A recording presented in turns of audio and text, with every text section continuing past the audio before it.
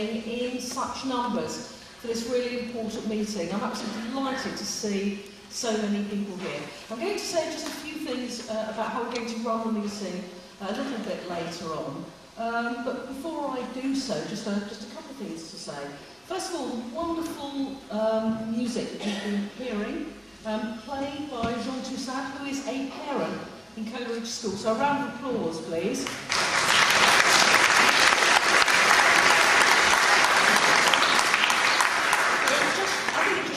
Just what a remarkable amount of talent that there is here locally, and that's exactly what this meeting is all about. Using local talent, using local enthusiasm in order to reclaim something back for the community. But before I go on, could I ask Liz, who is the church warden here, just to make a couple of announcements. Could I just say right at the beginning how grateful we are to Christchurch and to the Reverend Deli for once again letting us use this lovely church this evening. Liz.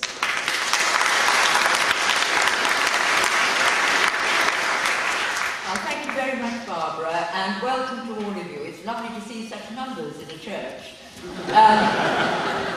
May I say that we very much support your aims in reclaiming the town hall. Those of us with longer memories remember lovely evenings spent there and going to a concert or the theatre, and we look forward to doing that again, I hope, with your support. However, we do need your support for our very much smaller venture. I don't know whether you've noticed, but out here there is a building slowly rising from the ground. I say slowly because sadly we haven't got enough money yet to finish it. There should be a roof going on very soon. So we are asking your support, if you could possibly be generous, on the way out, or on the pews you'll see these little yellow envelopes. Those of you who pay income tax, if you could fill that in with your donations, we get the gift day back again. So perhaps we can get our community centre ready quicker. It will be available for you people in Crouch End. It's in no way going to rival the 1,500-seat theatre that you've got over in the town hall. It will be a much smaller venture altogether. But it will be, we hope, of use to you and to us. So it will be very much an integral part of life in the future in Crouch End. Anyway, thank you very much, and I hope you'll be as generous as you can. Thank you very much. Thank you very much, Liz.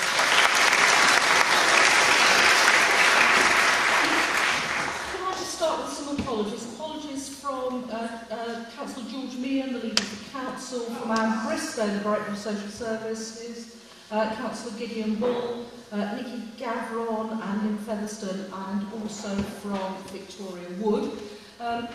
Let me also introduce the table here this evening.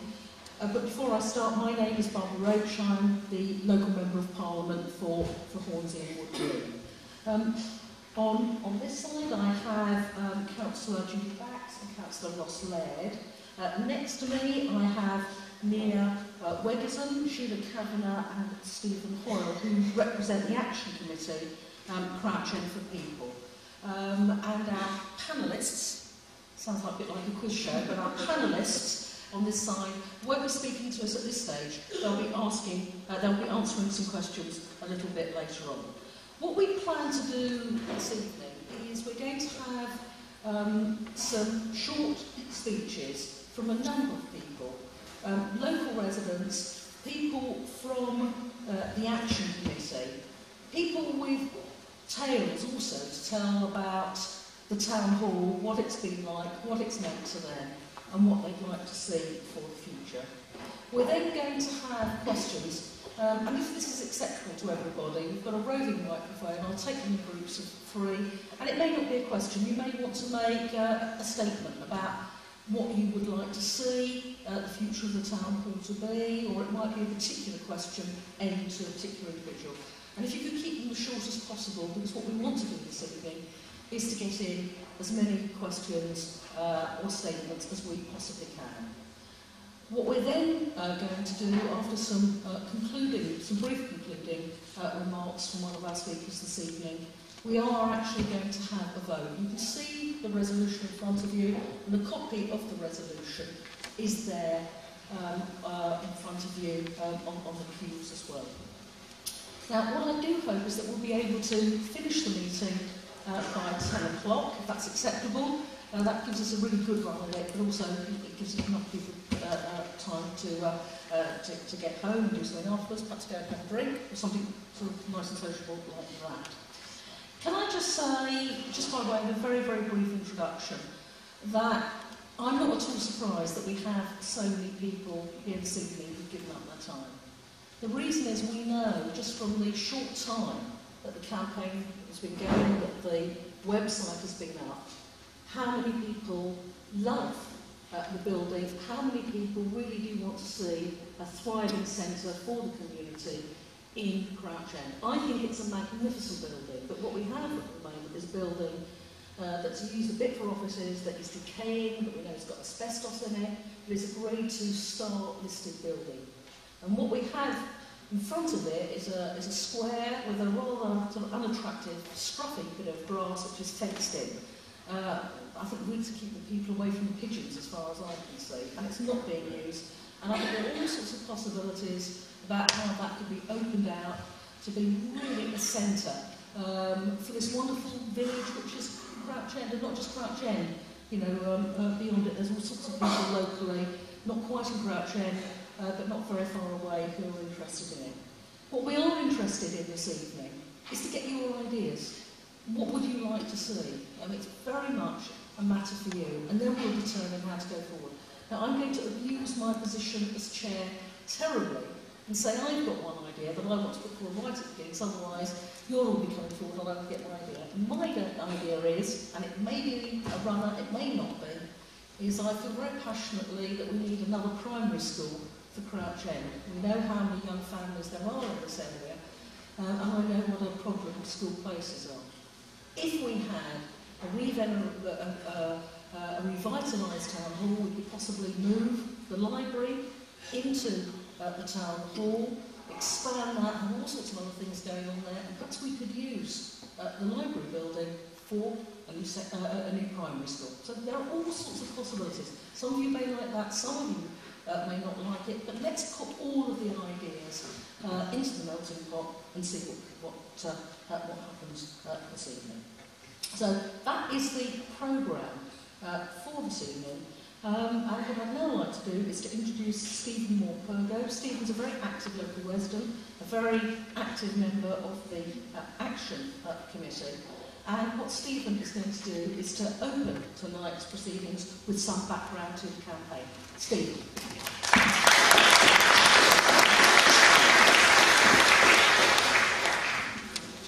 Thank you very much, Barbara. And thank you all for attending this meeting. Your presence here is very demonstrable proof of the massive interest that there is in the future of the Town Hall. We had originally asked for permission to have this meeting in the Town Hall, but we weren't allowed to. I've been asked to cover a bit of the story so far and to explain why it is that we're all here tonight. This campaign actually started last year when a few determined people realised how faulty the CPZ process was. And three crucial points emerged from that. Firstly, the CPZ scheme itself was defeated. Secondly, Berkeley Homes paid in excess of £100,000 to help with parking issues in Crouch End. And thirdly, the importance of the Town Hall car parks was identified. So the embryo of a pressure group came out of that sort of flawed CPZ consultation process. And as a result, people started asking us if we knew what was happening with the Town Hall itself. Well, it soon became clear that the public hall, this wonderful Art Deco 1,200-seat performance hall, has been closed for some 10 years or more, taken out of sight and out of mind from the local residents. It's been run down, damaged by water, rodents and insects, and used as a rubbish tip. Various proposals and ideas to deal with the town hall have been put forward, but unfortunately gone nowhere. Now, Haringey has commissioned a report on the future of town halls, though we've not had any public consultation with them as yet. Now, we agree with many of the points in this report. For example, the report mentions the architectural importance of the main buildings and the need to renovate them, the need to reopen public halls and accommodate cultural and community uses. The public halls, primarily due to conservation constraints, have no purely commercial use and will have to be retained for performance use. The need to bring life back into the frontage with the Broadway, the need to generate economic activity, and education issues around the need for primary school provision. Just as well you said that, Barbara. If the report ended there, I dare say we wouldn't be here tonight, but the report contains many worrying items. A recognition of the need for some commercial uses and the possible residential development to generate funds for innovation. Conversion of offices in the rear wing to 21 residential units. Demolition of the office building with a reorganisation of the rear car parks, gardens and amenity spaces to provide 33 flats and 4 houses. Demolition of Hathley Gardens, and I was going to pause there, but I won't. Demolition of Hathley Gardens, the CAB offices, for a redevelopment of 2 houses or 4 flats. Now, this is not a final report, and an update I think is due to be published next month, but it gives a clear indication of how the Council is thinking and the likely direction that will be taken unless we can influence it. Our stated vision is to regenerate Hornsey Town Hall in Crouch End as a cultural and community centre for all the people of Harringay. That's what it was built for and how it's been used for over 50 years. Its purpose and its function is still valid today. The Town Hall belongs to us, to the community. It belongs to the Borough of Harringay. And we want to encourage people from all over the borough to visit and participate in the various functions that we're running. We already have large numbers of people visiting Crouch End. When we ran the anti-CPZ stalls, over 1,500 people signed up to our campaign, and over 20% of them didn't live in this neighbourhood. But they left us in no doubt that they love coming to Crouch End to visit and shop, and they fully supported our campaign. Parking is a major issue. At the previous public meeting in this church, assurances were given that opening up the Town Hall car parks to the public could be looked at as part of a wider scheme, but the car parks still remain almost completely closed to the public today. We think that the Town Hall car parks play the pivotal role in any future plans to use the town and public halls to their full capacity. Those car parks are built for precisely that function. Without the car parks, the centre can never operate to full capacity, and it will never generate the economic benefits needed to fund such a programme. It would be doomed, I believe, before it started. It's not an overstatement to say that we face some momentous decisions which will affect the very fabric of Crouch End. The very real threats are evident already. Developers muscling in on every patch of land for their short-term profit, and with plans to go even more.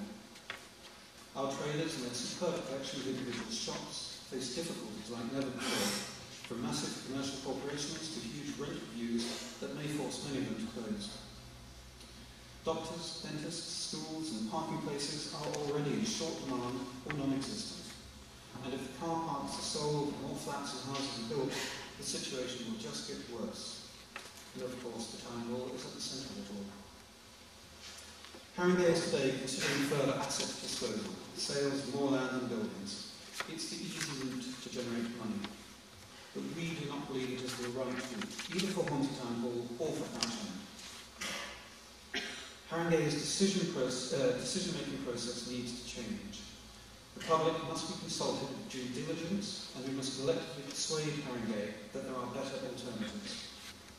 Therefore, at the end of this meeting, as Barbara has mentioned, we will be seeking a resolution that calls upon Harringay Council to defer any decision on the Hornsey Town Hall to give us time to bring forward proposals as part of a proper consultative process. Thank you very much.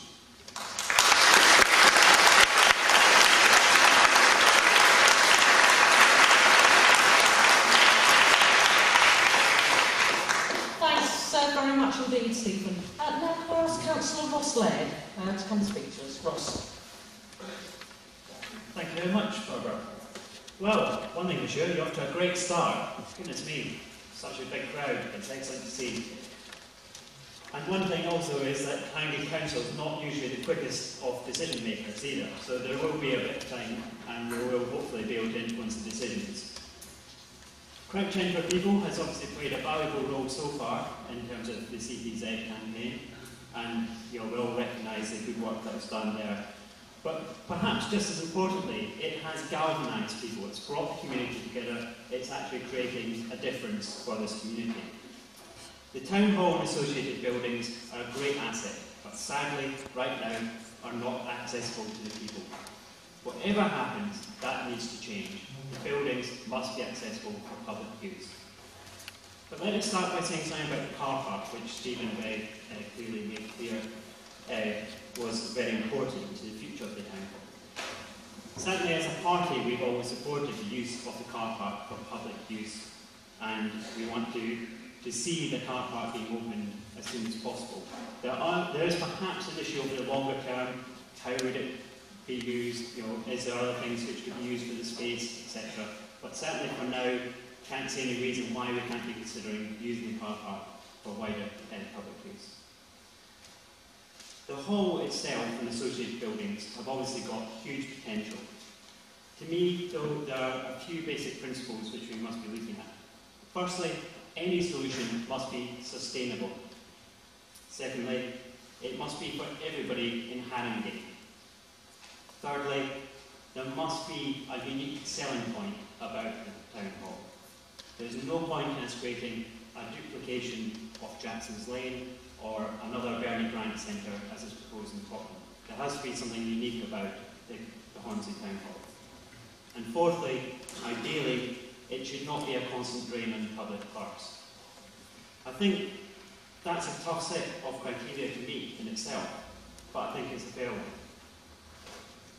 So Crouch End for People is doing a wonderful service by raising these issues. As far as I'm aware, the council has not taken any decisions or formal votes or anything like that. So there's great opportunities for us to be influencing that. I hope that you'll come to us as councillors, myself, Judy Banks and others, and say to us that, what potential could you see for us being involved? Obviously we work with officers, we can identify best practice, we can pull organisations together, and we can be passionate advocates. So you should be thinking about how best to be using us as ambassadors as well. I can also pay tribute to Councillor Winskill from my own party and Councillor Milner, who you may be aware have also been doing some background research into this issue and have already opened some discussions with officers to see what some of the options are and to see, again going back to this issue of best practice, what's been done elsewhere, are there any lessons which could be learned in terms of town halls. So again, they're a great resource and I would urge you all to speak to them and see what progress could be made following from that. I think the final thing which I want to say is obviously we've got to be realistic about the proposals which we come up with. But let's be positive. This is a truly fantastic opportunity we have here. We have so much creativity in the area, so much talent, and really this is a great opportunity to make things work. We need to engage with the community, and I think we need to do so in a very passionate way to really rally around this whole project, this whole idea, and see where it takes us. Thank you.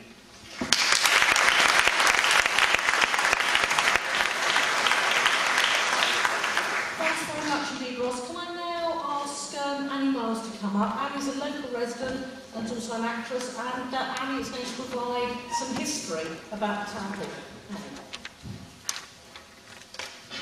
In the 1930s, Hornsey was a borough of Middlesex and proud of it. At its heart, in Crouch End, Hornsey had an elegant and much frequented shopping centre.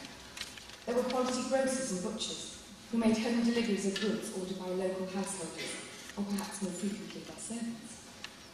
There was a Demant's umbrella shop, and notably a department store, Wilson's, which boasted tea rooms with waitresses dressed in starched white aprons. But until 1935, Hornsey had lacked that essential focus of local pride, a worthy town hall.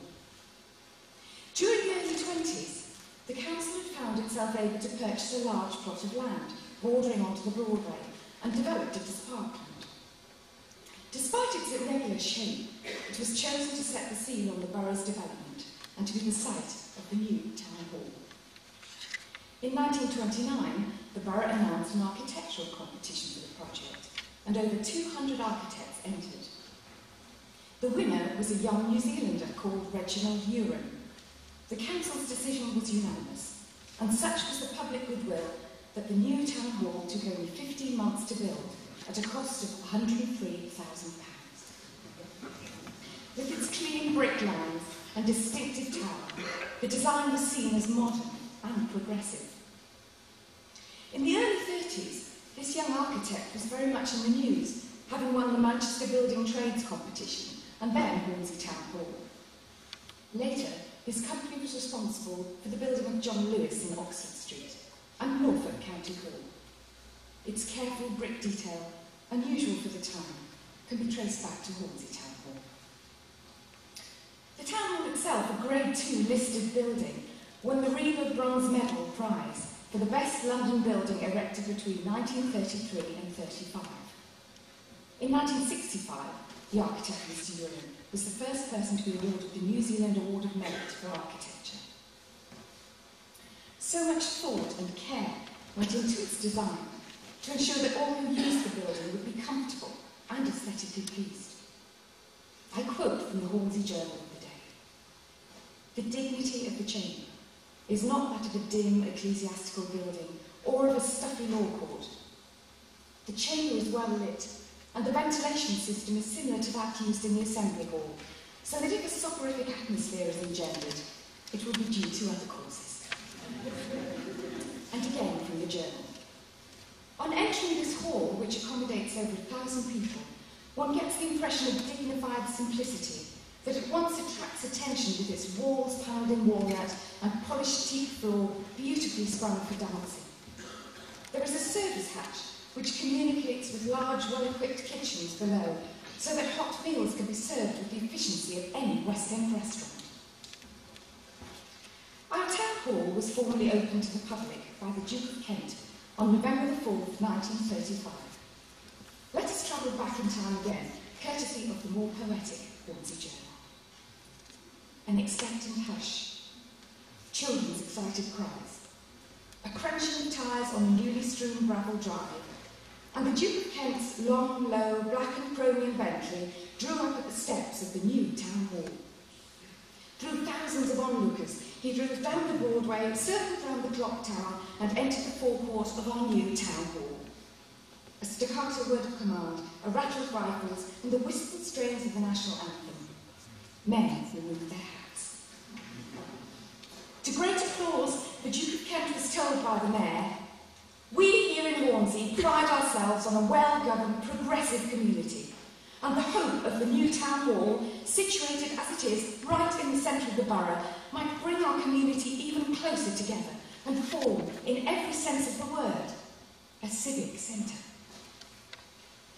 Over the next 50 years, until the end of the 80s, the town hall has had many uses. There have been an array of concerts performed in the fantastic 1,200-seat auditorium, ranging from a spectacular community concert to celebrate the end of the war in 1945, to performances by Queen, Frank Highfield and the Kings. Ballroom dancing was very popular. Dance competitions were held, and operatic societies from all over London regularly performed in the theatre, along with many variety shows and pantomimes. It was a true community theatre, not forgetting the fact it was also used for sports events, such as boxing matches, and as a venue for many important public meetings. In fact, our meeting would have been held there tonight. So much history. But what use has this magnificent building been to us over the past 12 years? Our town hall now appears as a neglected wasteland. The window boxes have no flowers. And the disgraceful state of the fountain appears somehow symbolic of the disrespect that this magnificent building has been shown. Indeed, the site was recently described by a young local resident as merely a bus stop. The centre of the community sends out important messages to its people. A thriving, well-cared-for centre sends out a hopeful message to those around it. A dead centre sends out a very different message.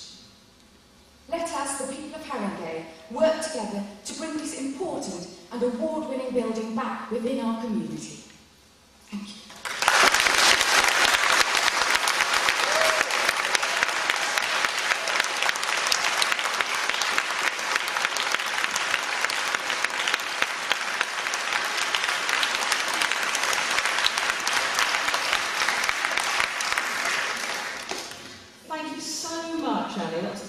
absolutely fantastic, full of wonderful information. I certainly didn't know that about Frank Ifield. How many people remember Frank Ifield?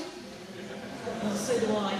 Gosh. But thanks very much. And just one other thing, apart from that fantastic writing from the Hornsey Journal, absolutely wonderful, is that sadly until he died, I think about 18 months ago, George Barwick, who died at the age, Charlie Shot, one of our former councillors remember, about the age of 101, Fred Barwick, and remembers he and his wife being stewards in the town hall when they came to address a mass meeting addressed by Nye Bevan. So, you know, really a place of some tremendous speeches and events. But thank you very, very much indeed, Ali.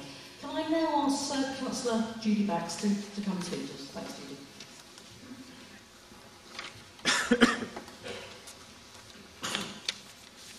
Well, if I could just echo previous speakers and say how lovely it is to have so many people here this evening, and what an indication that is of how important this campaign is going to be, and how much everybody in Crouch End wants to have a proper centre, a proper civic centre for all your activities.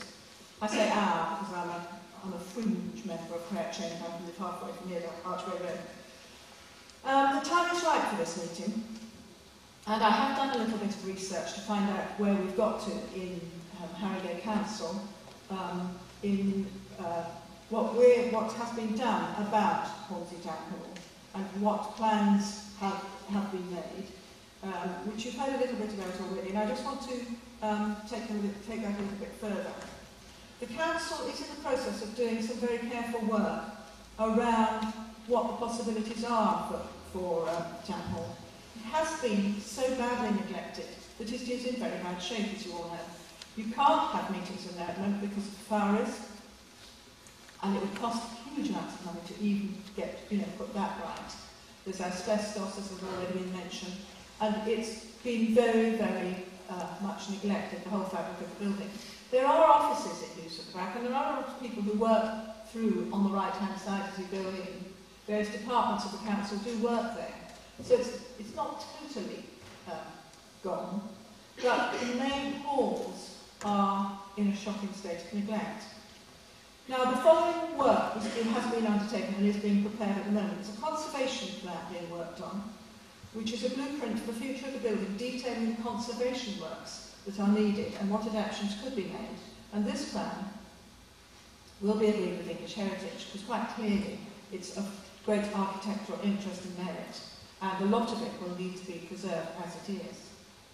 There's a development brief, and this takes the principles of the conservation plan and the council's planning policies, and sets a detailed brief as to what can be done with the building in terms of future uses and any alterations that can be made. Now, the potential uses are tested for the ability to show that proposals will be achievable.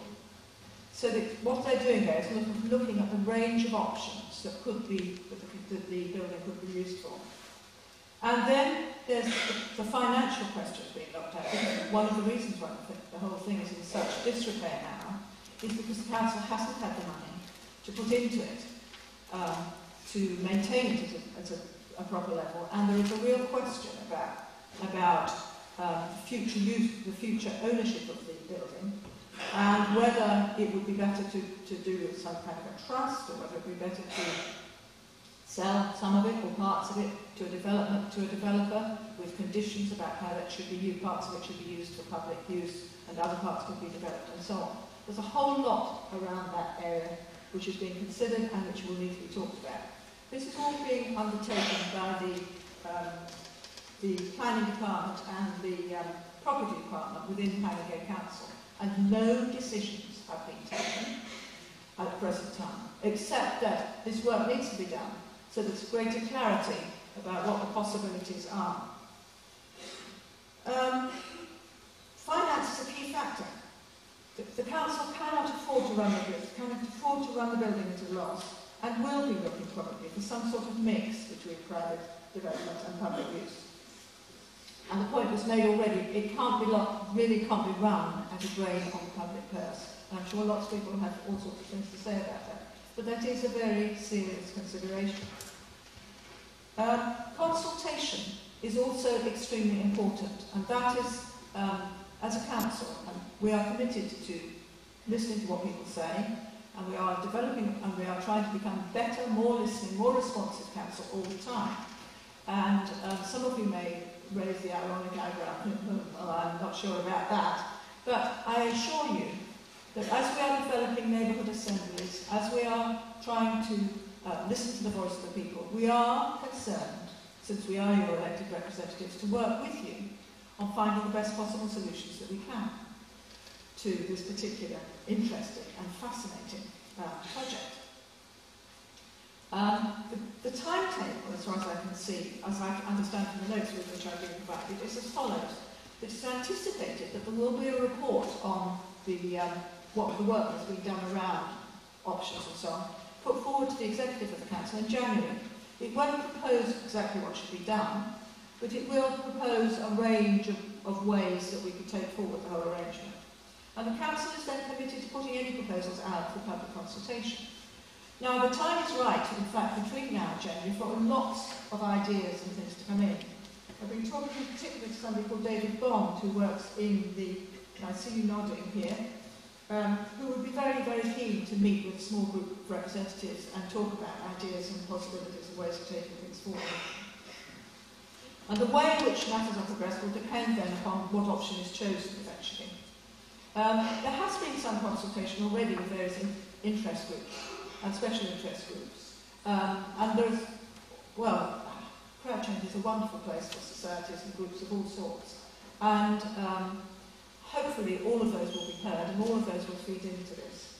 And I must say, listening to your presentation about the history of the town hall and thinking about how Crouch End used to be in the past, I feel that we're really at the beginning of a new development here, which should be very, very exciting and a wonderful opportunity for us to bring back into the middle of Crouch End a viable and exciting building which everybody can use and can have access to.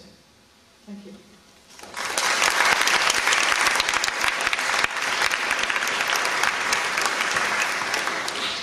Thank you very, very much indeed, Judy. Can I now introduce Emily Ward?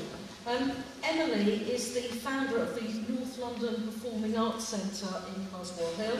Emily grew up in Crouch End and I think has extremely fond memories of the town hall. Emily.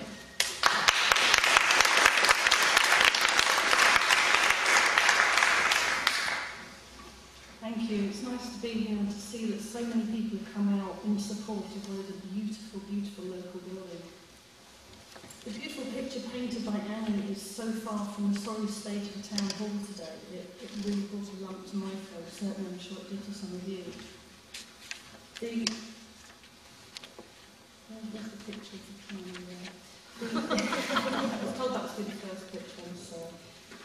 Annie said that the external state of the building, the fountains, was symbolic of the current decay.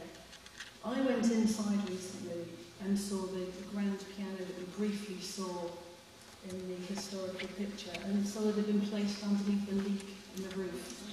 I don't know whether you remember in the previous pictures that piano was on its glorious stage, looking majestic, ready for performance. That is sadly what's happened to it now. It's been placed underneath the leak in the roof where the water has come through.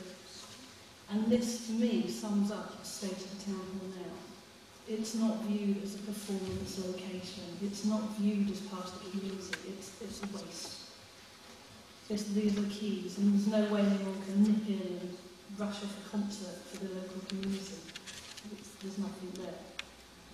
The North London Performing Arts Centre hopes that it can be involved in a community campaign to bring back culture and arts into this area.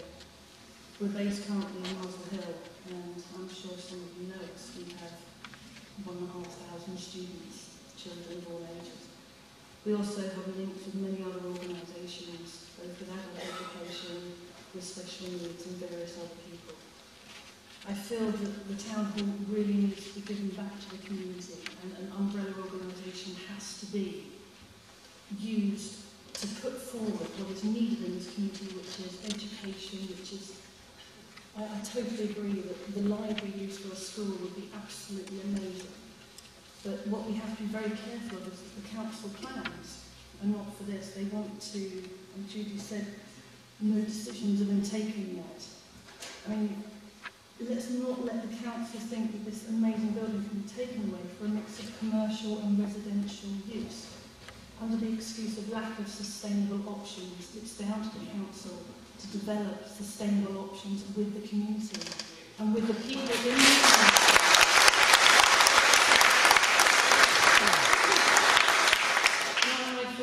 Would like to be part of that, and I'm sure you all would too. Thanks very much for listening.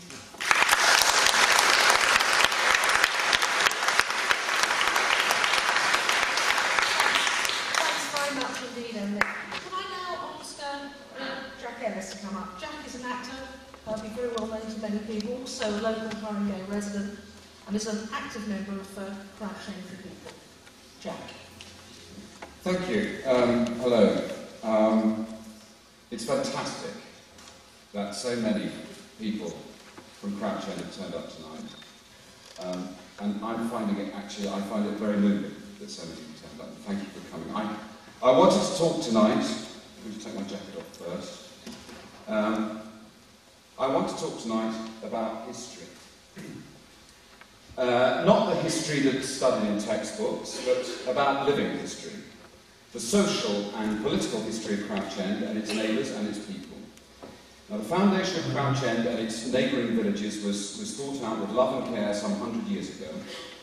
Even then, long before the motor car, Berkeley Homes, even Harrogate Council, the philanthropists and the community leaders recognised that living in a greatly expanding London, we would require spaces for community living, a place for all to enjoy, that couldn't be built upon, a place that could not be bought at any price.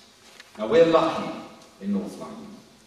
We've been bequeathed Priory Park, Highgate Wood, Hampstead Heath, Queen's Wood, Waterloo Park, I could go on. Now, it was understood even then that the lure of London and the money to be made from it would be tempting to developers and to the community, and that the community, should have preserved designated places to which its people could go for their health and well-being, for their bodies and for their souls, a place to escape the relentlessness of this vast and exciting city. And as we all know, they didn't stop there. They understood that in this vast metropolis, the individual and the community could lose a sense of belonging if there was no sense of meeting place. A place for theatre, concerts, civic occasions, pantomimes, family entertainment. A place where children could perform with pride and remember that one day they had performed at the town hall. Now, it's in an obvious place, isn't it? It's in the place where the roads converge. It's a meeting place, in the middle of the shops, the town centre. Visit anywhere in Europe, Italy, France or Germany, they will have a place in the centre. There will be a town hall, a focus, a piazza. There will be fountains, cafes, flowers, forthcoming concerts, and it will feel good. It will feel welcoming. It will feel cared for, but above all, it will feel alive.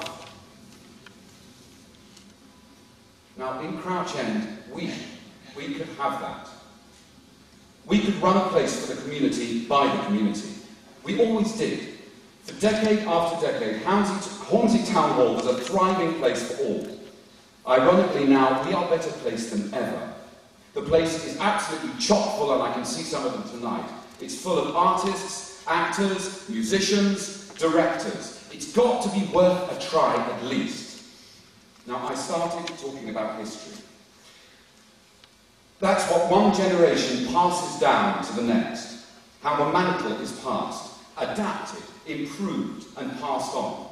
How the values of one generation are given to the next. Given, because it is a gift.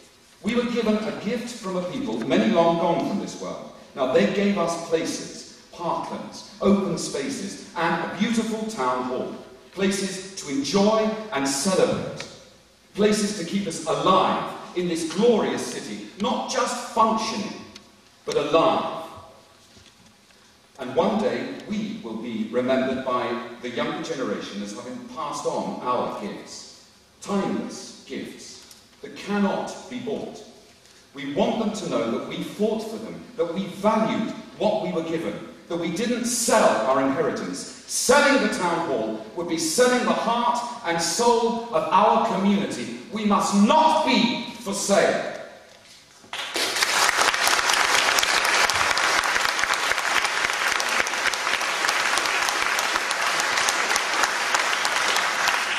I started talking about history, I'm going to continue to talk about history, and I think that this proves that we all have the guts and the determination to do this. 15 years ago, they tried to turn the Park and Walk into a motorway.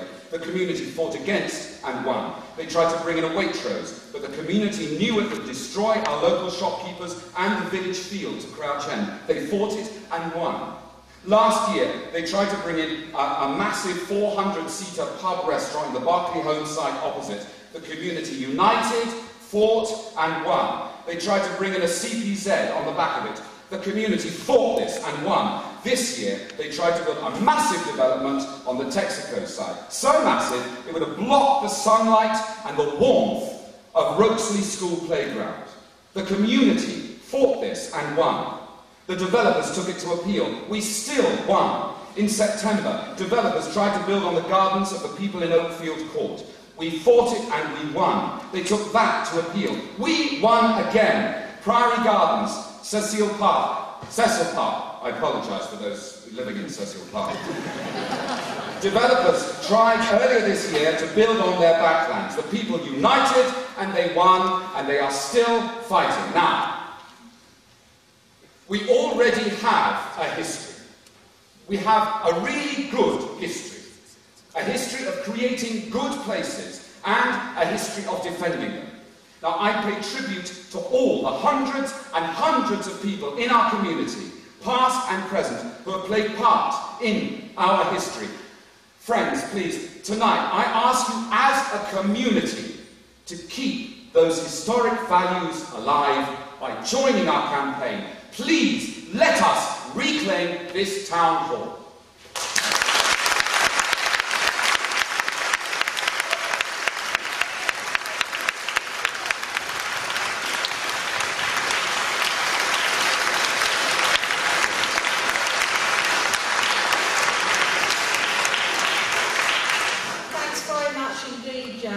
That was fantastic.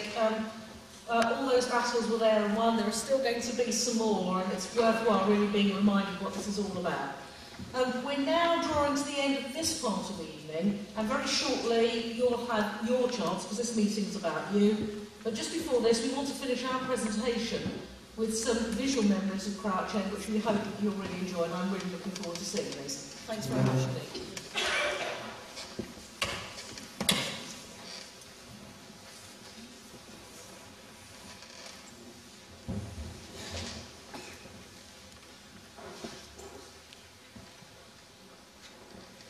You must remember this, a kiss is still a kiss, a sigh is just a sigh.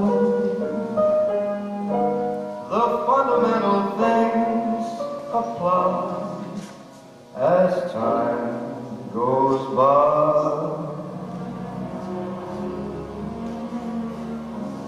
And when two lovers woo, they still say I love you, on that you can rely. No matter what the future brings, as time goes by.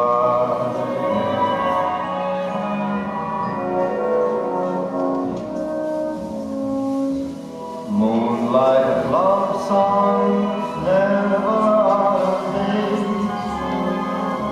Hearts full of passion, jealousy and hate.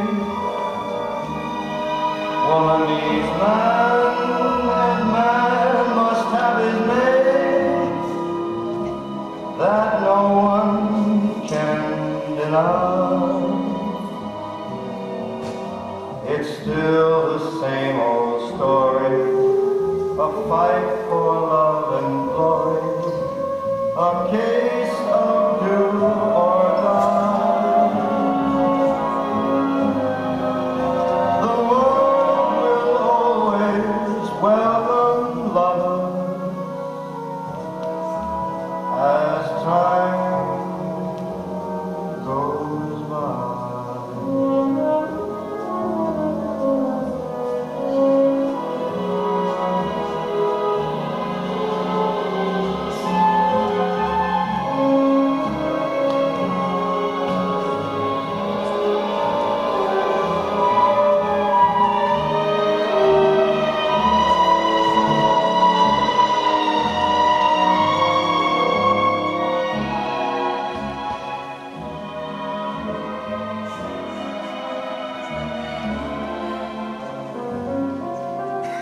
still the same old story, a fight for love and glory, a case of do or die.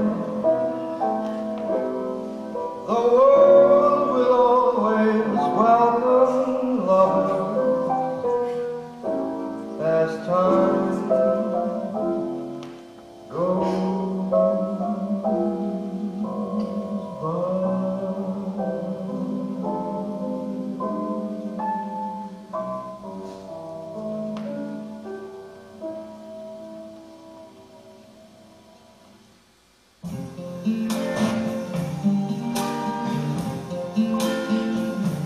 I see trees of green, red roses too. I see them bloom for me and you, and I think to myself, what a wonderful world.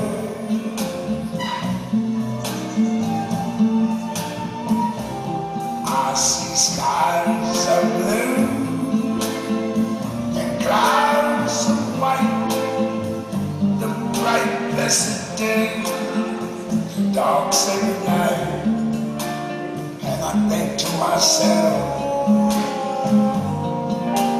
what a wonderful world.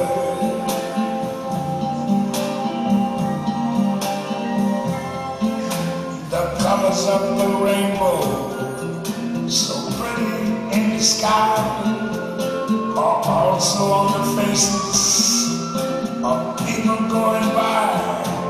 I see friends shaking hands, saying how do you do. They're really saying I love you. I hear babies cry. I watch them grow. They're like much more and I never knew, and I think to myself, what a wonderful world. Yes, I think to myself, what a wonderful world.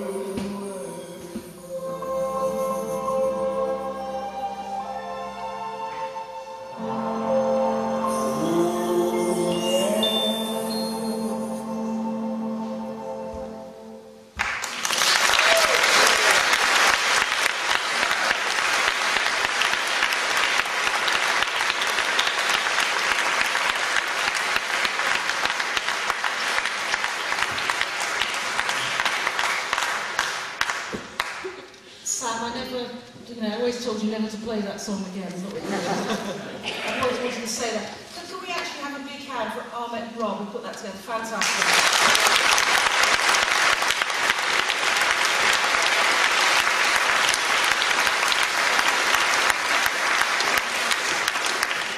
And of course Sally as well, who isn't here this evening as well. So thanks, Sally.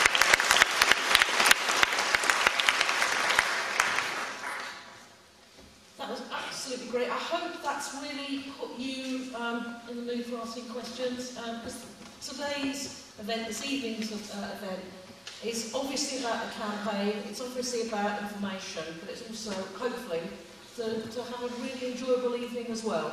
What we're now going to do, because the meeting is yours now, it's just about 9 o'clock, so we've got lots of time. The shorter you are, the more statements, questions we'll be able to do. We're going to take questions, statements in groups of 3. We've got Ahmet, not Bobby, it's a bit of an in-joke here. We've got Ahmet on the microphone, and if you could just wait till Ahmet gets to you with the roving mic, and please, I will try to get in as many people as possible. So, who is first off? Yeah, some gentleman at the back. There's one. Anybody else? Gentleman over there. And a question over there. Lady over there. 1, 2, 3. Ahmet. Yeah, I'd like to congratulate the organisers of this meeting. I think it's well overdue. I lived in Crouch End all my life. I remember when I was a child, I used to go to the pantos that used to be organised in the town hall. And what I'd like to say is that we need a space for not just our cultural things, I think they're very important, but also for associations and meeting places, a place where people can meet. I mean, if a village in France can have a maison des associations, just a village, why can't we have here a place where political groups, associations, clubs can hire rooms? There's no facility for that in Hornsey, and I think any plan should include that requirement. The other thing is, I think it would be a bad idea to move the library into the town hall. The library was designed as a library and the town hall was designed as a town hall.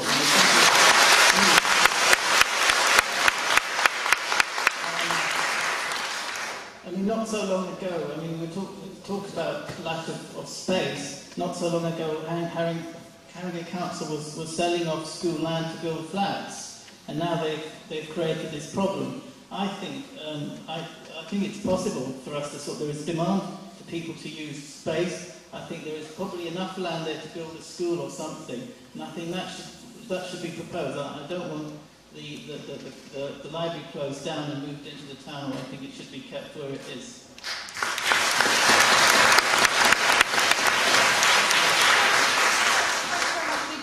Can I just explain before we go to the next person that we are taping this so that we can record all the contributions that are made. If you do want to say something but don't want to be taped, please do let us know. And if people wouldn't mind, if you would give your name so that we've got it just for the purpose of our recording, so that we don't lose your ideas on it. There's another. Hello. My name's Ralph Chris. I've got just two questions here for Councillor Bax, really. You spoke, Councillor Bax, about the council, their neighbourhood assemblies and having a more listening approach. I've been getting to understand tonight that there are actually no council officers here. Is that correct? Because I understand that is the case. And as far as I know, there aren't any. No, because I understand that they were specifically banned by the council, as also were their the council's consultants, Donaldson's. They were banned from actually coming here this evening. And so my first question for Councillor Bax is if she has any understanding of the reason why, or if she'd like to comment on that. And the second question is, Councillor, you made references to the finances. You said how any project would need to be self-financing, but tens of millions of pounds have been invested in recent years in the eastern part of the borough. Do you not think it's about time now just a little bit of money was, or capital expenditure was actually invested in this part over here?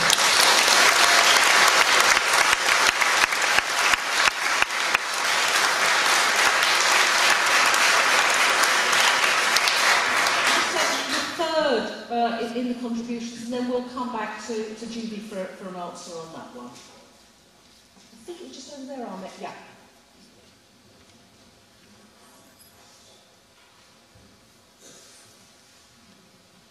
My name's Celia Greenwood. I'm a Crouch End resident, but I also work at Interchange Trust at Hampstead Town Hall, which is an example of a community project where a community with an organisation, with a trust, bought a building from the council and have turned it into a regional community centre, an arts centre, which is self-sufficient and doesn't cost the council any more than it cost them to invest in the trust that runs it now. They were previously in another building and it hasn't cost them any increase of funding. So it's been a very cost-effective exercise for the council. And I just want to make 3 points.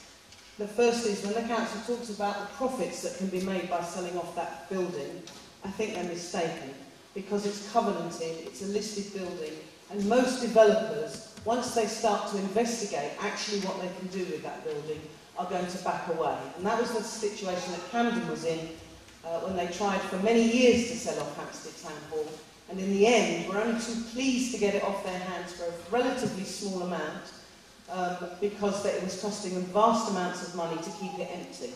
And I understand that Harrogate are going to close their offices in that building, and it will then cost them money to keep it empty because they'll have to protect it because it's a listed building. The second point I think we need to all take on board is what do we mean by community? It seems to me that Hornsey Town Hall is a beautiful building that is a regional, not even just a borough resource. And with a theatre the size of 1,200 seats, it's going to have to promote itself as a regional resource. And that will mean that all sorts of people from the whole of the borough need to be enticed into this area. And we need to take on the implications of what that will mean to our area. And thirdly, I would like to make a plea for the youth of this borough, not just Crouch End, the whole of the borough. There is a pitiful amount of resources for young people. We have large numbers of young people involved in crime and very little positive to keep them out of crime. And it would seem to me that one of the things that the town hall could very, very easily become is a centre for youth arts and cultural activity that would be a very positive way of promoting the town hall and positive activities for the young people right across the borough.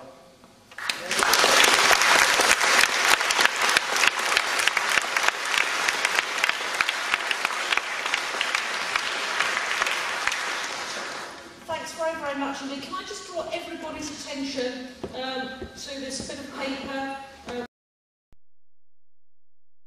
Use of it, and the youth I really warmly support. But it is to say that people in Crouch End shouldn't feel they're being unfairly treated when some extra money is put into some of our poorest neighbourhoods in the east, which very, very seriously need them. And that we are trying all the time to close the gap, not by pulling the west down, but by pulling the east up. And we are committed to that, because we are committed to equal chances in life, equal opportunities, and a decent life. And we've had wonderful descriptions of how life is here, and what a wonderful place Crouch End is to be, and all our own spaces and our history and so on. And it is. I think it's continuing ourselves. But we want to make the whole of Harrogate up to that. So rather than compare and say, it's not fair and we should have more here, to me the ideal is to give everybody in Harrogate a fair deal, but to claim the extra funds which are coming to the most poverty-stricken neighbourhoods for those neighbourhoods.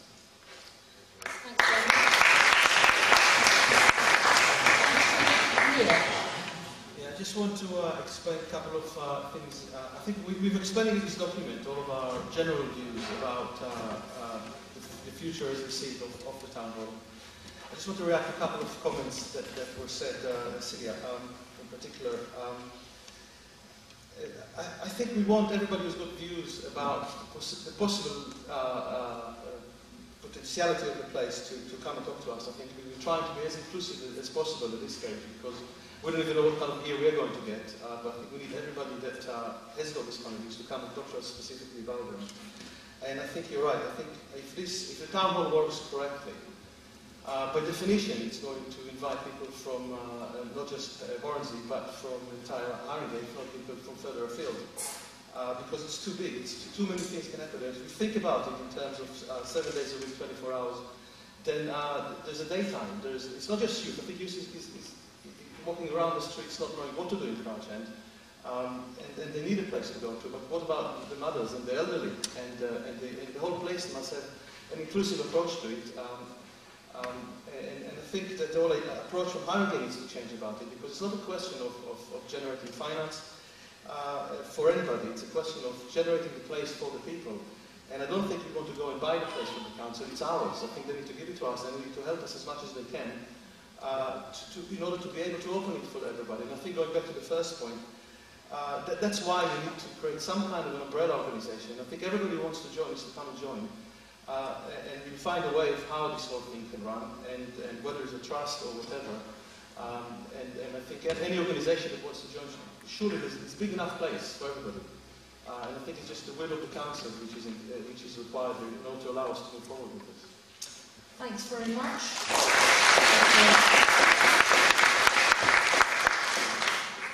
Can I sort of see some hands up as well?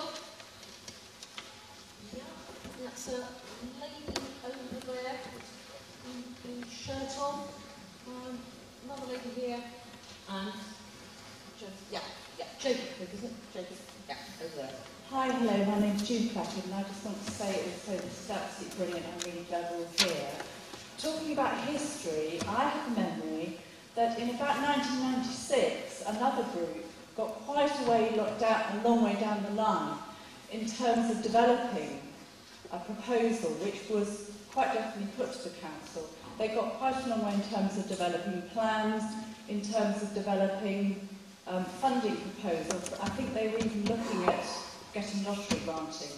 I don't know whether if at that point the town hall was on the English Heritage list of buildings at risk, which it certainly is now, and whether that would make it more possible to look at English Heritage lottery funding.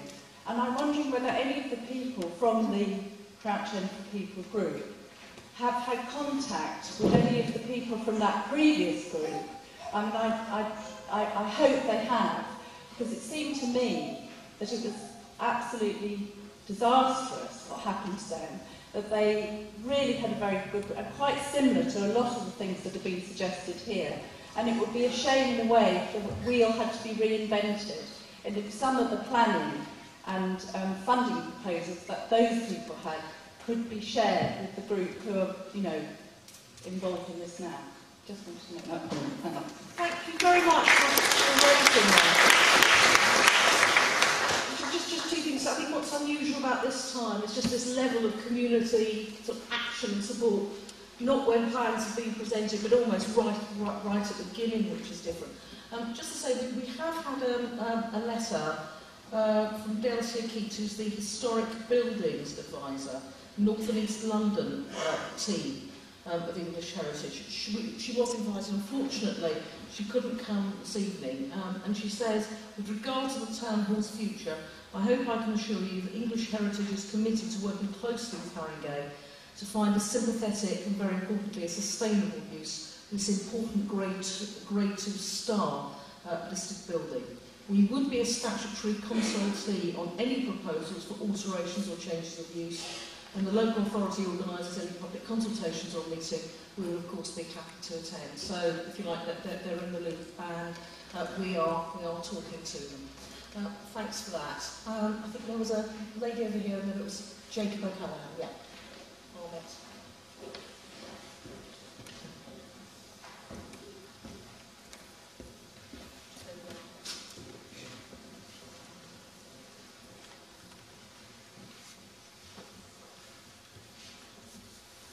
Hello, my name is Alison Gardner, and I've been living in Crouch End for about 8 years now, and I think it's a great place to live. I work with homeless and vulnerable people with mental health, drug and alcohol problems in central London, and I'm not sure what facilities are available in this area, but as we all must be well aware, this is not just an issue in central London, but also locally as well. And I would hope that any future use of the Town Hall would include providing facilities such as advised activity and so on for marginalised people in this area. And after all, they are part of the Crouch End community as well. I want to say thank you.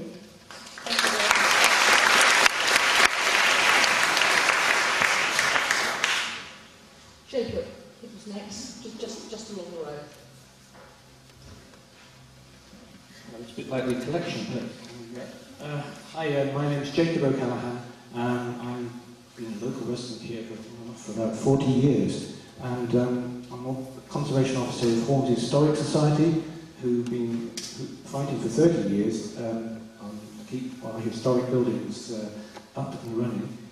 I'd like to congratulate the organisers, first of all, for that fantastic movie film, which we've never seen before. That was absolutely great, and I mean, if you look very carefully, I'm sure you can see, you know, amongst the toddlers, a few of our local residents there. I would like to also agree with some of the speakers who've talked about the great architectural value and history of this building.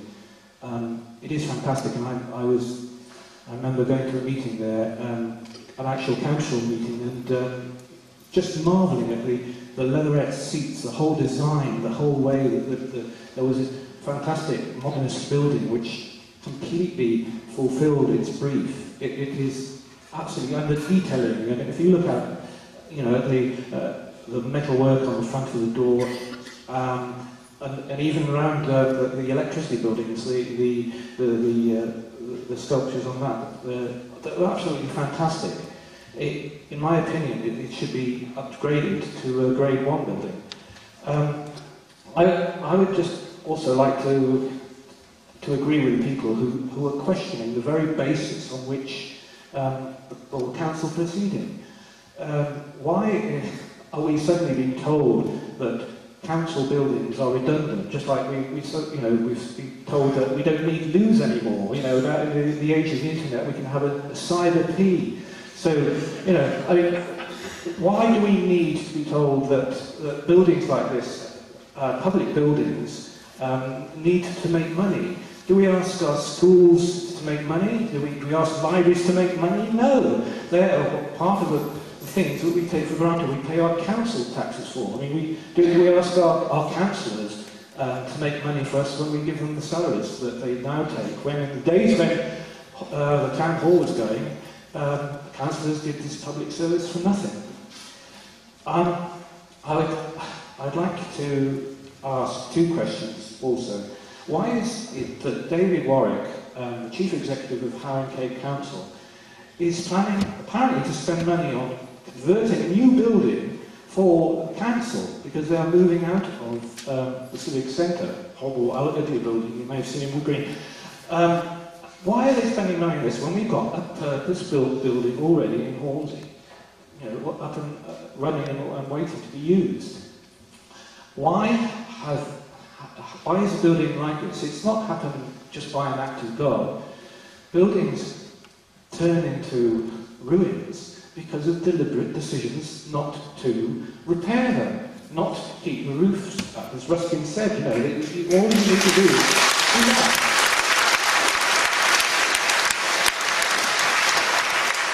And like in the case of Ali Pali, a deliberate decision has been for many years to just let the building go to ruin so it can be sold off, hopefully, to developers who will, so the council will say, oh dear, we can't do anything with the building, it's too ruinously expensive.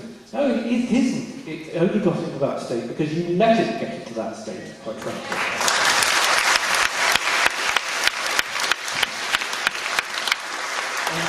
Just finally, I'll quick one on ahead, but if the council can't really be trusted to look after this building, then yes, I think the new thing is to have a trust running it, but make sure it's a trust independent of the council, because I mean we've been fooled before with Ali Pali about it.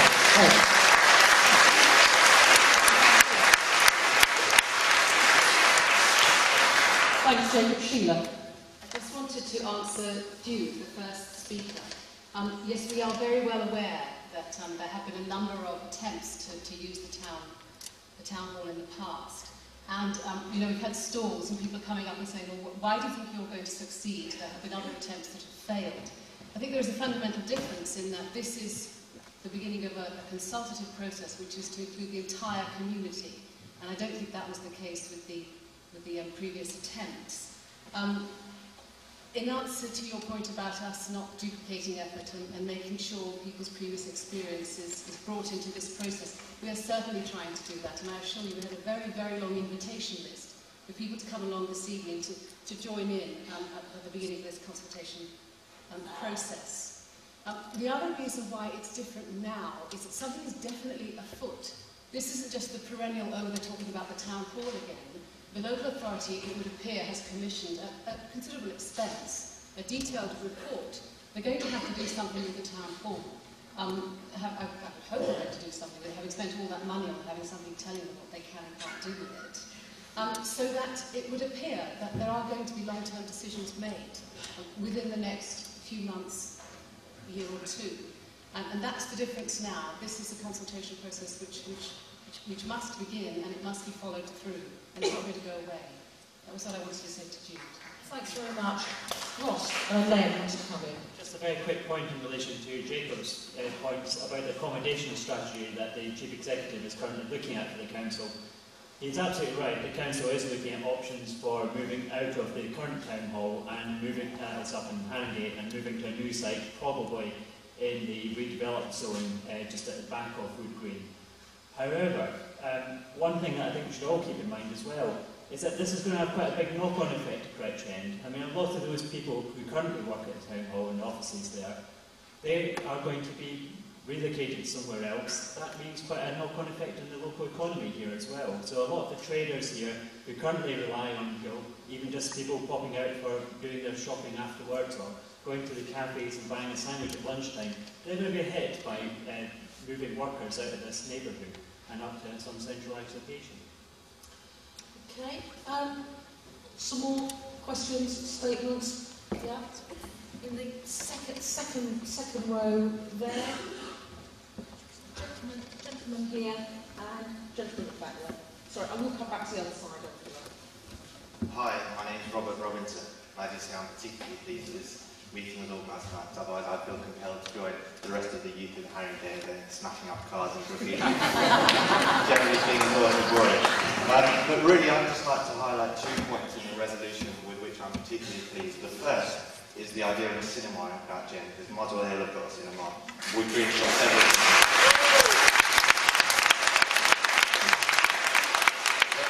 Clearly, this cinema would have to be something along the lines of the Phoenix in Finchley to pander to all the cultured middle-aged people in Crouch End. But I'll then emphasise the second point. Steady on, I thought you were quite good at this. I think you're in the minority. You're really good, I've got it down here today. The second point I'd like to emphasise in the resolution was that emphasising the need for the town hall to be used for a broad range of events, so that the cinema wouldn't just show, boring documentaries that would show maybe occasionally Lord of the Rings and things like that. So I think what I'd say in general is that a cinema is a good thing. I don't think we should shy away necessarily from some private investment, because there's nothing wrong with a good cinema and a good cafe. And I think let's do it because it's a great idea.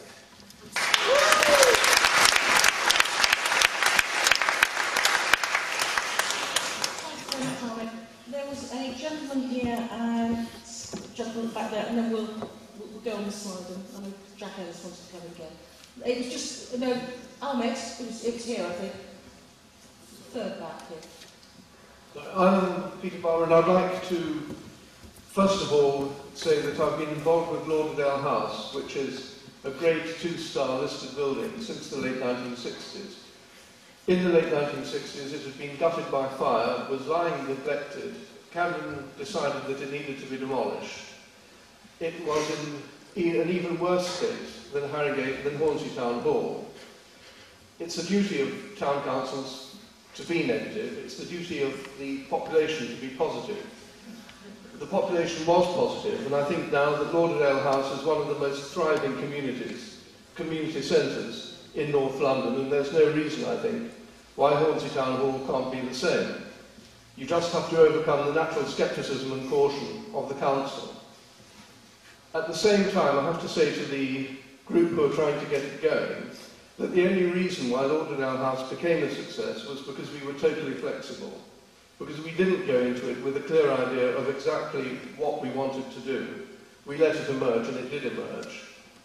And furthermore, and I think this is something that will be particularly important with Hornsey Town Hall, we took a stage-by-stage approach. In other words, we did not wait for the house to be totally restored before moving in. We insisted we move from room to room. And it took something like 15 years to get the house going, but now the whole of it is in operation, and it's actually expanding. And I'm sure that's the way forward for Hornsey Town Hall. Thank you.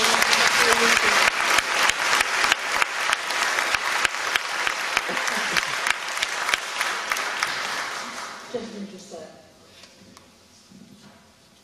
Good evening. My name's Anthony Daly, and I'm pleased to share with you all a memory of Hornsey Town Hall about 12 years ago, where I chaired one of the largest public meetings in relation to the Parkland Walk campaign. If Barbara won't mind my mentioning it, her predecessor in this constituency was at that meeting and spoke very effectively. We won that campaign, as we've been reminded this evening, and this one can be won too. But there was a difference. Mark Bevan, who at that time was employed by Harringay Council to look after the Parkland Walk, as many of you will remember, played a very effective part in supporting our campaign with facts and photographs, guided walks and all the rest of it. I have to say that more recent experience of council officers in relation to other more recent matters of consultation to do with controlled parking zones has been very much less favourable. And so, without in any way wanting to teach my grandmother how to suck eggs, I would say that there are perhaps three things which are very important in this campaign. One is to make sure that this lobby is rather more than just agreeing with each other loudly and to applause that Hornsey Town Hall is a wonderful place. There's a lot more to it than that, and I know that the organisers are very conscious of it, but I think all of us here in the body of the church should also be aware that the only thing that actually counts in lobbying is sustained pressure by large groups of people prepared to put major amounts of effort into the lobby. And I do urge all of us who agree this evening with the resolution on the document in front of us to do just that and be committed to it over the next few months. The second thing I would urge, and I'm sure the organisers are doing this, is so far as possible to involve national organisations, media and pressure groups. The third thing is, that, and I'm very pleased to see, it's Mr Hoyle I think isn't on the right there, I think it's extremely important that the lobby understands very well what the proper procedure is and what its legal position is at all stages in this process, because I was interested that Councillor Bax told us that council officers were keen to be here. Well, I can only speculate about those sad events that prevented them fulfilling that desire, but they're not here, and I believe that Haringey Council will proceed with its ears firmly closed and stopped up until we in this building force them to listen, and I do urge us all to do that.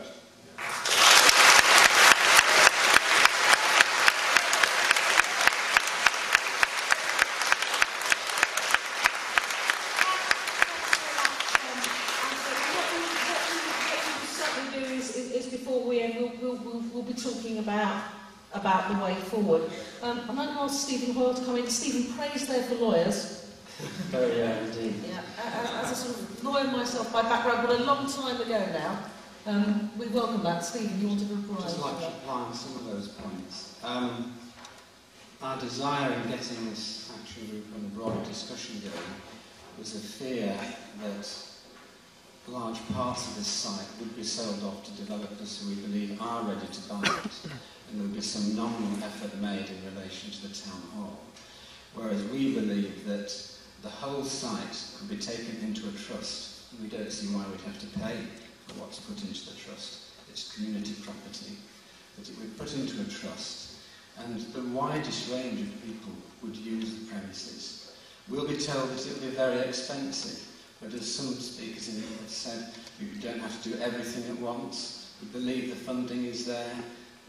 We're not just trying to ride a wave of enthusiasm and then this will fizzle out. We believe that we can secure the whole of this site, and if it's to be a proper regional centre, we do need the whole of the site. It shouldn't be sold off in bits and pieces to Berkeley homes and people like them. But it's achievable. You heard Emily speak earlier. There's great enthusiasm and knowledge about fundraising in arts projects, and we believe it can be done. It's achievable. Thanks very much indeed, Stephen. Next round of questions. I think there's some at the back there. Yeah, just the lady there. Yeah, there. In fact, we'll take. I'm actually. Yeah. There was one person there, and there, and then we'll take the next through with Jack as well. Yeah. Hi, yes, my name is Kim Hanson, and I think first of all I want to say this is absolutely brilliant. I've been waiting for this to happen. And first thing is, I agree with the gentleman over here saying, well, where are these councillors? Have I got this right in terms of the people that we're supposed to be talking to at the council? They're not here, is that right? Well, we've got two councillors here, but not. I don't think we've got any council officers. Well, we need the council officers, don't we? Isn't that right? I mean, they represent. They were invited. Sorry? They were invited. So. Yeah, I'm sure. Yes, I'm sure we did invite them. But the point is, we elect them, don't we? So they should be here. that's their duty, isn't it? So I just like to say that for a start.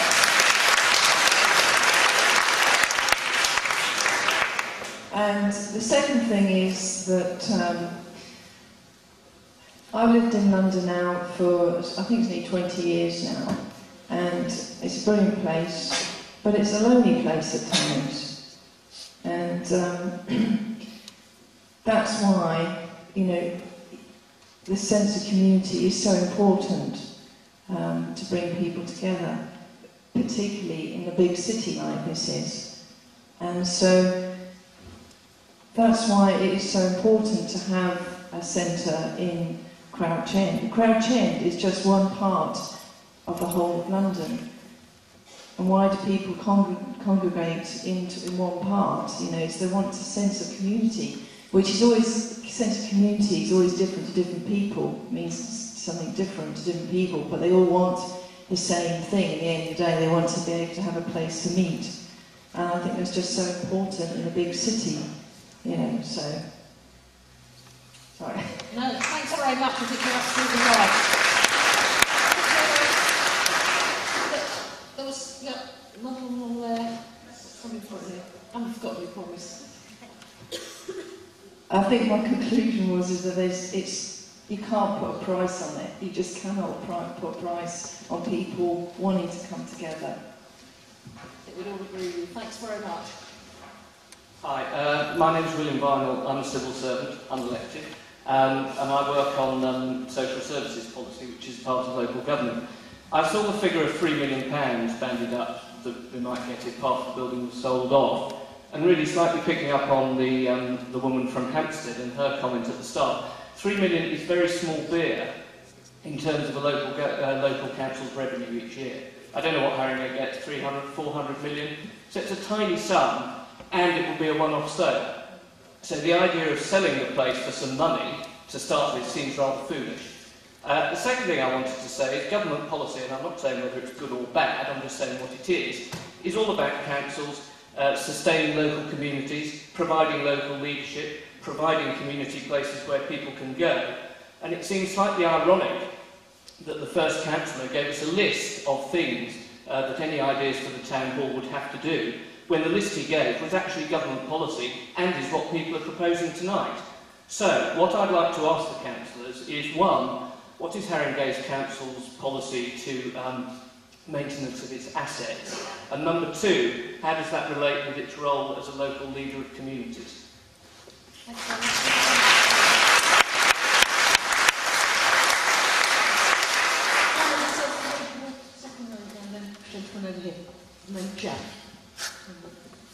Hi there, my name is Catherine Pearce, and I would like to ask the board, it seems that there's a lot of information that has been talked about tonight that already exists, and is there somebody responsible for coordinating all that information and circulating it to people? For instance, the £3 million profit sell-off, what is that figure actually, how is that established? Is there a document that we can look at to see if that's real, if that's nonsense? The previous schemes that have been proposed, why didn't they work? Can we look at the documents there, see why they didn't work? Things like the English heritage, that looking at costs of maintenance for this great listed building.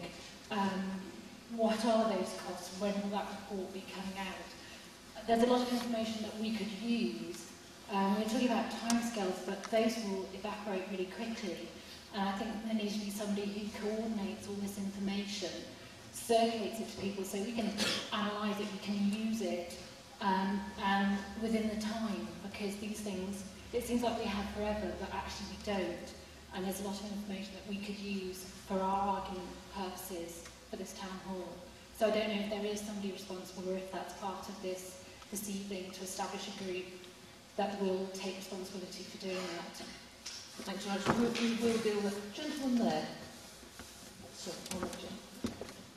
Hello, good evening. My name is Kevin Pinnock of the Hornsey Town Hall project, and I have been keeping a very close eye on the events that have happened over the last couple of months, really, to do with reopening the town hall. We produced this document back in '95, It was to do with returning to the town hall to the people of Crouch End and the regional borough.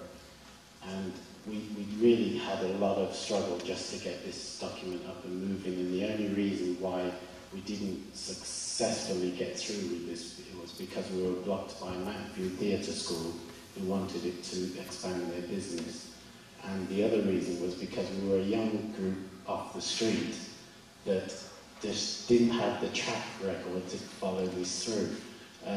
Everything that was written in our document then is now being repeated tonight. We really do need this building to be returned to the people of Crouch End and Hornsey, and it does need for everybody in this building to get involved in this process. And I believe the only way that this process will go ahead and move fast is to have a trust set up that will look after the use of the building. We can't, unfortunately, rely on the council because they just don't follow through, and it will ordinarily and automatically be under threat of closure every year because of financial pressures. I believe we can set up a trust that will run this building solely based on community strength coming into this.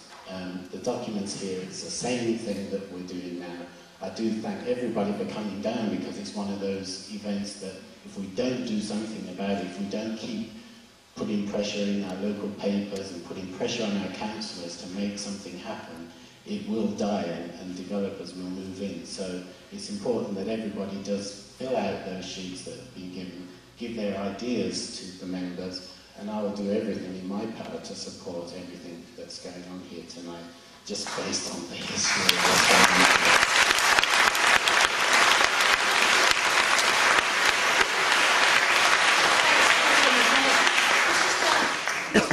And then we'll come to the panel.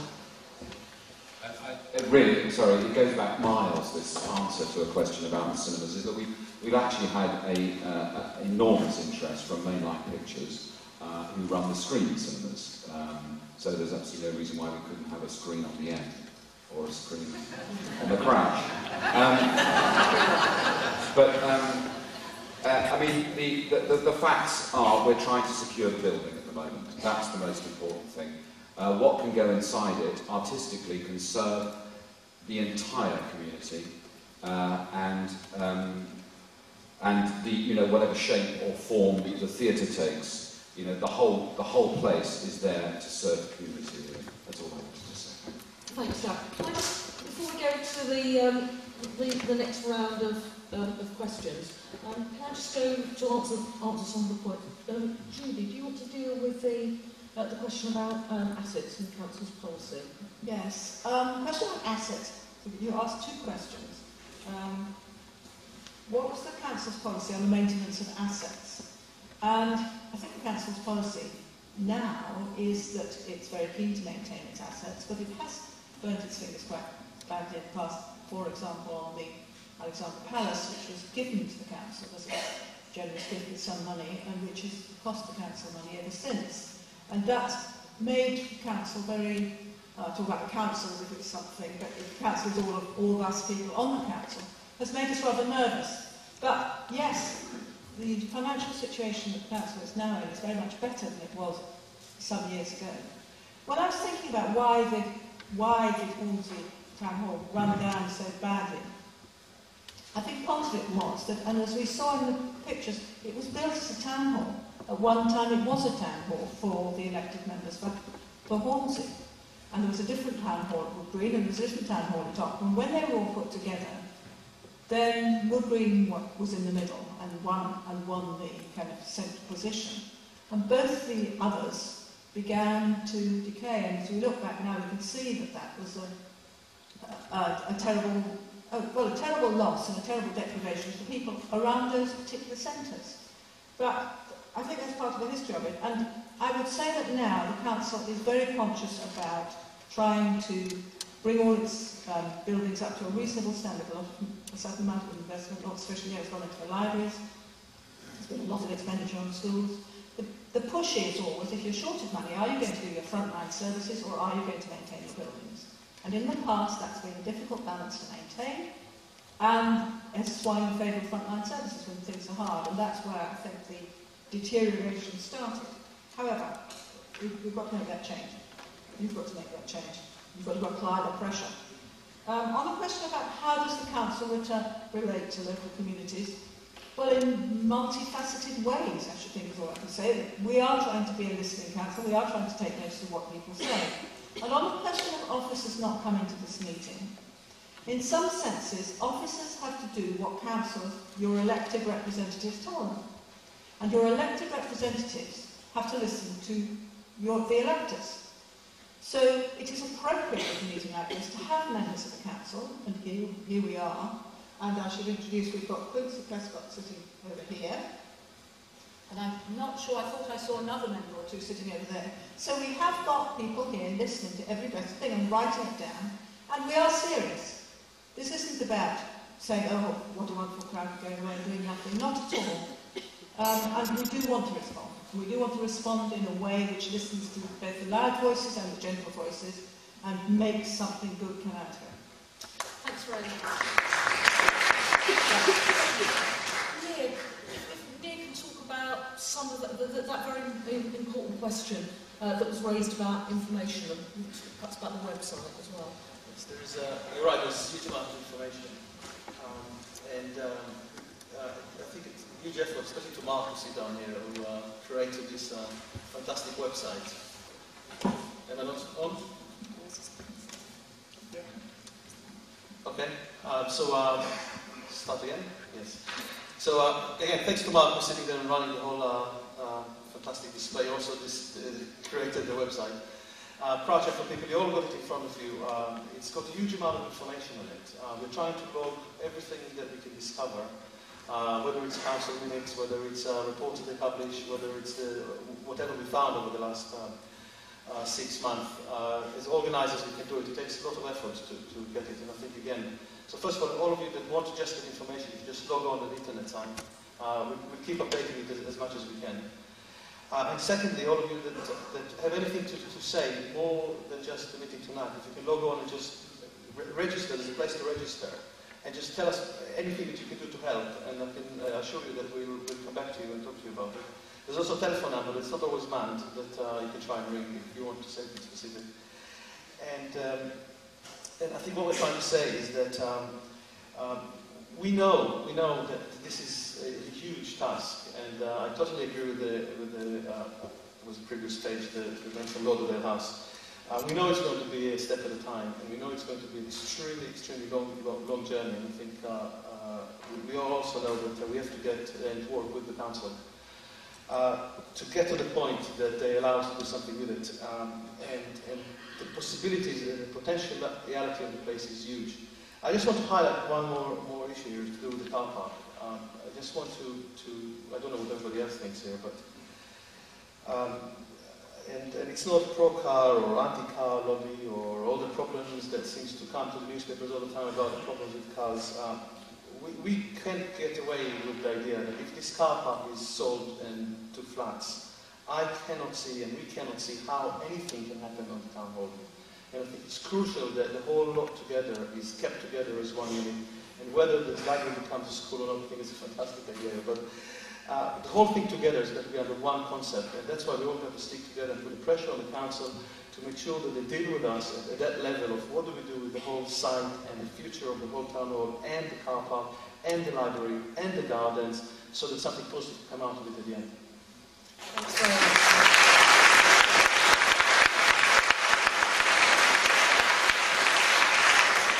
Thanks very much for that. It's now 9:45. We're going to end at 10. Can I just see, I know that Richard in the front row here has got a question. Gentleman over there. Can I just see at this stage, there'll be a question at the back there. How many more people want to say things? Okay, sorry, I haven't taken anybody from this. That would be my priority. Okay. If we can, we will keep it very, very quick. We'll try and get you all in if possible. Don't know whether it will be, because I want to come back to Stephen before we end, but let's try and shoot through it. Very short, please. Richard. Richard Crouch Hill resident since 1969. There are a couple of brief spells away in childhood associations through family since, I suppose, the 50s. Can I first of all make one very important clear, is that whenever this project develops with the council, is that we have some cross-party alliances. This is an area that's going to be politically a very hot potato in the next 2 or 3 years. We don't want this to become a political issue. Can we have cross-party alliances from both Labour and Liberal Dem candidates to sort this out and make sure that this is something that is provided for the people for the next years? I'll deal with the Blackpool because I think they're out of it at the moment. But anyway, apologies to any Conservatives in the room. I first went to the town hall in 1989. I think I was at one of those large meetings and I saw this beautiful town hall about the parking walk, and I then went into the council chamber in 1995 for a green transport meeting, and I particularly remember at that stage thinking, well, why is this council chamber in such an appalling state? So obviously we're looking at sort of severe neglect.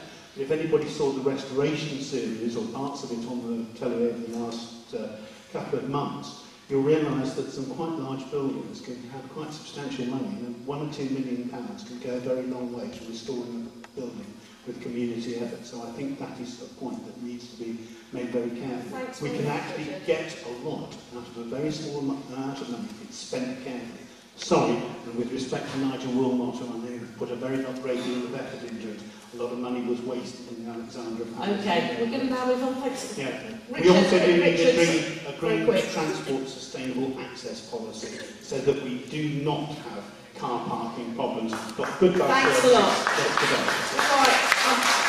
Sorry to I just want to get as many people. We're going to go here, but I haven't forgotten there was somebody here and somebody right at the end here. But if we go there so that we don't get you running all over the church. Well, hi, I'm Sue Calvin, lived here 22 years. It strikes me that there's a huge music gap in the area, and I've heard from so many people over the years that we would really, really welcome a very good music venue.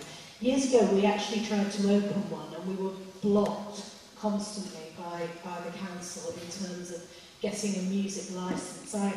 I don't understand why that is the case, because so many sort of similar areas have lovely music venues, and I was particularly impressed by the man who's very involved with Lauderdale House. They've got a fantastic music policy. They do a brilliant jazz in the house, which attracts fantastic local artists, and I just think it would benefit massively this area from that. Thank you.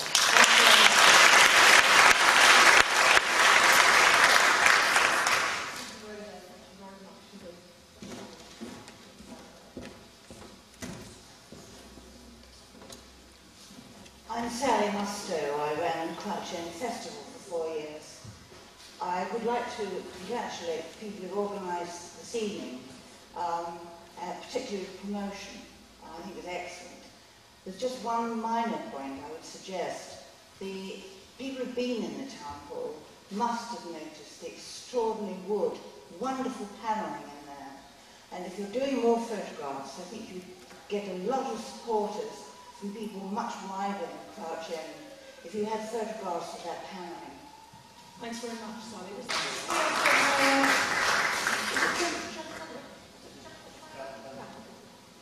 And then we'll move over. Just wanted to also congratulate everyone for organising tonight. It's been really good. I wonder why the area in front of the town hall has been fenced off, preventing people from parking there, and why it's been fenced off for so long, and why it still is fenced off. Thanks very much. It's very odd part that seems to me to be fenced off, I have to say, as I said at the beginning, it's sort of rather scruffy patch of green. But anyway, Stephen, you wanted to come back and then we'll... Just to come back on one of the points, we're trying to get as much interest across the community as possible. Not only is it cross-party, I think a lot of the people in this area have no party political affiliations, and we want everyone in. It's not a political venture. Thanks very much, Stephen. There's a gentleman just there, our next.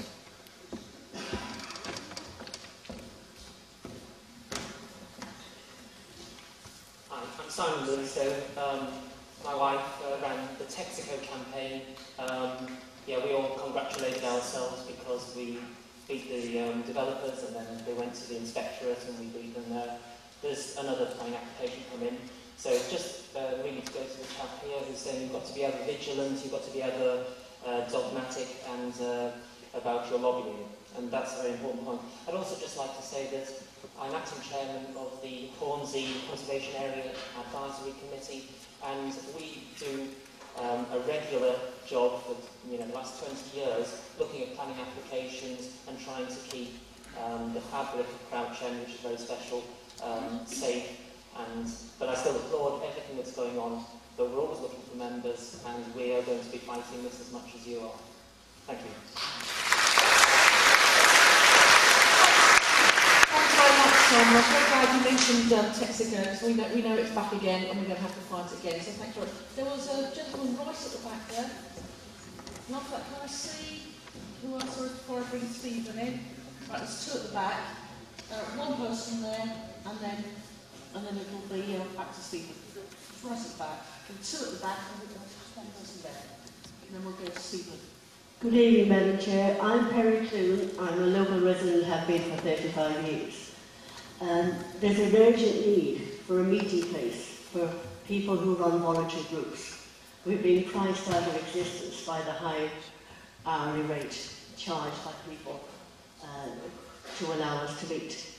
My second point is, you say that there's no money to start the restoration of the town hall, but in the last 2 years, there have been at least 5 film crews, 3 of them from East Indies. That has generated an awful lot of income, and I think that money should be given to us by the council to start the restoration.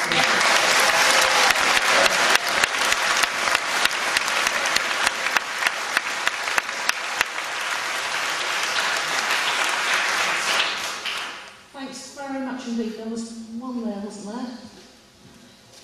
My name is Beth Ritzfeld, and I'm a relatively recent resident of Crouch End. It's a wonderful area, and I want to preserve it. The first time I saw any indication about the threat or the plans to build flats on the Town Hall car park was this summer, and it was urging that we send emails of protests to councillors, and I did. And on the 30th of July, I was very surprised to see this meeting for tonight, because on the 30th of July I was told by one of the councillors that there were no plans to build any flats in this location, and suggested to me that I may have received misinformation, which is being circulated locally. So I was very surprised to see this meeting tonight, and that there are flats.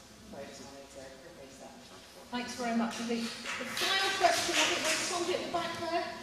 To miss you out? No? That's it? Right, Stephen. Sorry to take you by surprise. Well, I'm not really quite sure how to follow. This has been a fascinating and wonderful evening, and once again I'd like to thank you all for coming here and all your ideas. It's been absolutely brilliant. I specifically want to thank Barbara, because as usual she does a superb job, and I'm delighted that you're behind us.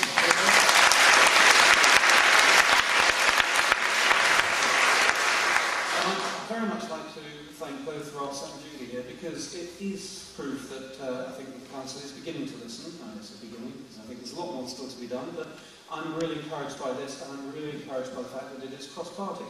The gentleman who mentioned that is absolutely correct, and we've always said that it has to be an all-inclusive approach. I genuinely believe that the time is right. There are so many things happening that we're sort of at a crossroads here, and we have a couple of major choices to make, and I think we just have to get the right choice going. We are taking this as a very flexible approach. Nothing's been predetermined or decided. We're just trying to buy some time so we can actually come forward with some proper structured proposals to Haringey. And I'd like to stress again, when you talk about the East-West divide, any money put into Crouch End, the Town Hall, is not just Crouch End the Town Hall, it is the Hornsey Town Hall, and it is for Haringey as a whole. And I think that will do a great deal to encourage people from beyond Crouch End to come and join in.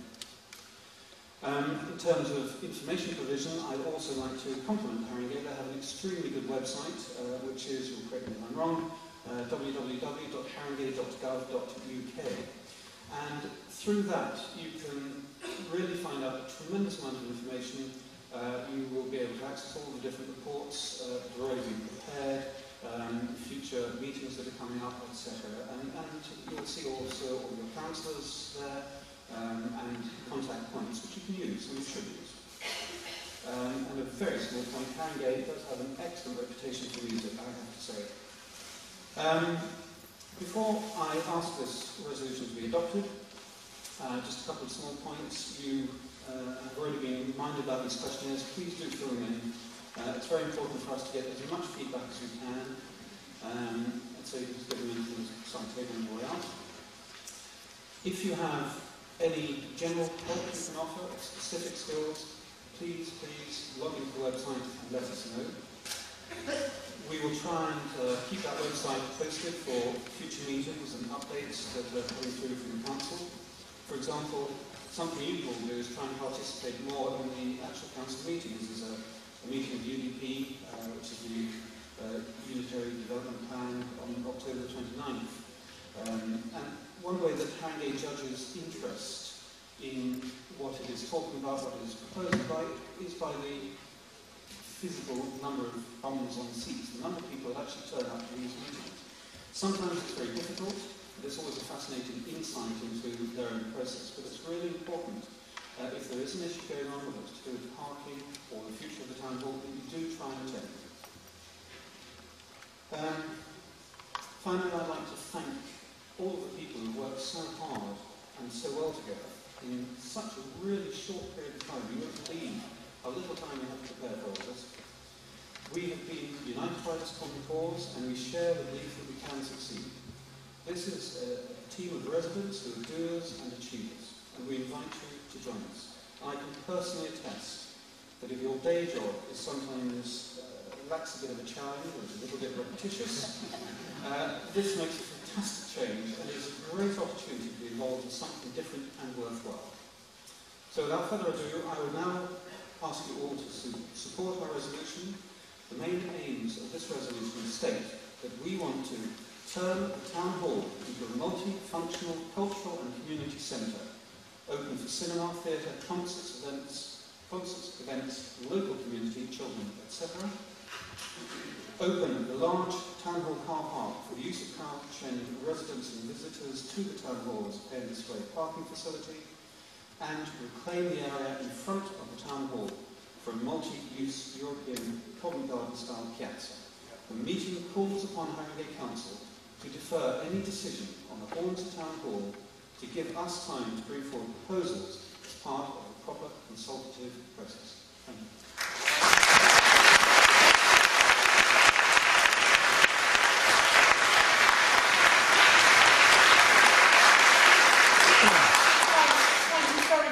Can I just see all those in favour of the resolution, please? Thanks a lot. Don't think I'm going to have right. Anybody against? Thank you very much.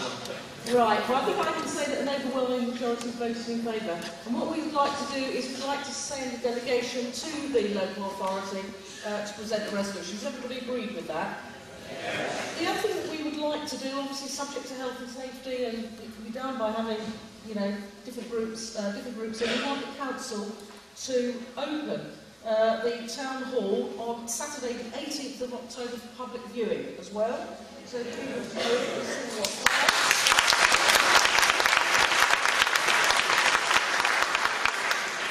Also thank the curator of Bruce Castle Museum for a lot of the material that Annie used, and also from Reba.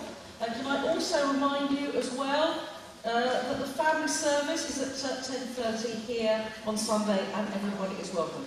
Can I just end by thanking very, very much everybody who's put this meeting together. Can I thank, and I've always wanted to do this, it's like actually receiving an Oscar, and thanking all the production staff. Can I thank Mark, Bobby and Ahmet?